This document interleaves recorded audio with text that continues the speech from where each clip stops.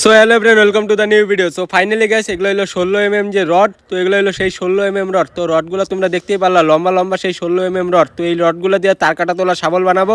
তো তার জন্য আর কি এত প্রচণ্ড পরিমাণে যেহেতু মোটা রড, তার জন্য আর কি কয়লার আগুনে আপড়ের মধ্যে সেই রডগুলোকে আগুনে পুড়া দেওয়া হয়েছে। তো পুড়া দেওয়ার পর যে লাল হয়েছে আগুনের মধ্যে, তো তারপরে আর কি এই রডগুলোকে কাটতে লাগবে। আর কাটার জন্য একটা স্প্রিং পাতির শ্রেণী হেভি লাগবে।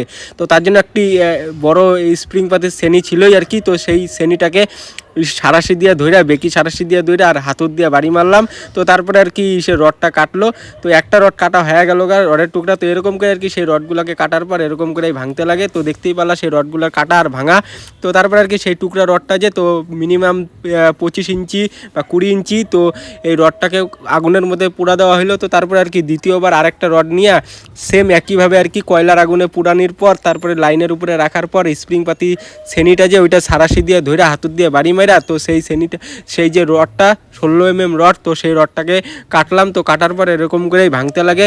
সো ফাইনালি রডগুলা যে ভাঙবে, তো ভাঙার পর তারপরে আর কি সেই রডগুলাকে কয়লার আগুনে আপড়ের মধ্যে পুড়া দিতে হয়। তো ফাইনালি এখন পুড়া দেওয়া হয়ে গেল গা। তো পুড়া দেওয়ার পর কিছুক্ষণ পুড়া হওয়ার পর এই যে লাল টসটসা যে, তো লাল হয়ে যাবে একদম কয়লার আগুনে আপড়ের মধ্যে পুড়া হওয়ার পর। তো একদম লাল হয়ে গেছে। তো এটাকে এখন পিটিয়ে চ্যাপটা করতে লাগবে। তো এখন বাবা একাই পিটাইতেছে হাতুর দিয়ে, সেই হাতুরটা দিয়ে দেখতেই পারতেছো। তো পিটিয়ে একদম পাতলা, মানে একদম পাতলা করতে লাগবে, যেহেতু তার কাটা তোলা শাবল বানাইতে লাগবে। তো তার জন্য আর কি পিটিয়ে প্রচণ্ড পরিমাণে চ্যাপটা করা লাগবে। তার জন্য আর কি প্রচণ্ড পরিমাণে গরম করা হয়েছে সেই কয়লার আগুনে আপড়ের মধ্যে। তো দেখতেই পারলা। তো ফাইনালি এত পিটানির পর তারপরে রডটা যে, তো সেই রডটা চ্যাপটা হয়ে গেল গা। তো সমান হয়ে গেল গা চ্যাপটা হওয়ার পর।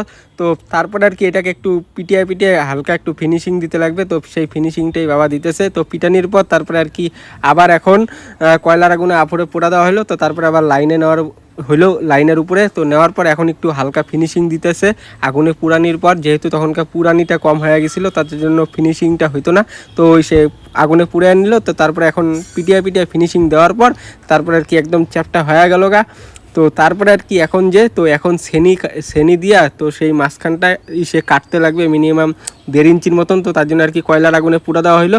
তো সেই কয়লার আগুনে আপড়ের থেকে তোলার পর তারপরে এখন শ্রেণী দিয়ে সেই রডটাকে কাটতে লাগবে, যে জায়গাটা চ্যাপটা করা হয়েছে। তো সেই জায়গাটাই আর কি কাটতে লাগবে। তো এই জায়গায় 1.5 ইঞ্চি বা 2 ইঞ্চির মতন কাটলেই হয়ে জায়গা। তো তারপরে কাটার পর তারপরে এরকম করে ব্যান করতে লাগে, হালকা নৌকার মতন ব্যান করতে লাগে। তো এই ব্যানটা করতেছে এখন। তো ফাইনালি আর কি ব্যান করা হয়ে গেল। তো তারপরে আর কি চির করে দিছিল শ্রেণী দিয়ে কাইটা। তো চির করে তো দেওয়া হইলো বা কাটা হয়ে গেল গা। তো তারপরে আর কি ফাইনালি হয়ে গেল তার কাটা তোলা যে, তো তার কাটা তোলা শাবল। তো এরকম করে আর কি সেই তার কাটা তোলা শাবলগুলো বানাইতে লাগে।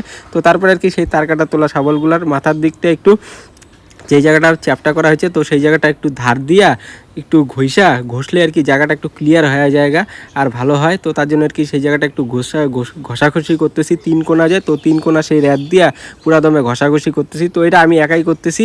তো আমিও করতেছিলাম, বাবাও করতেছিল। তো যাই হোক আমারটাই দেখাইলাম তোমাদের।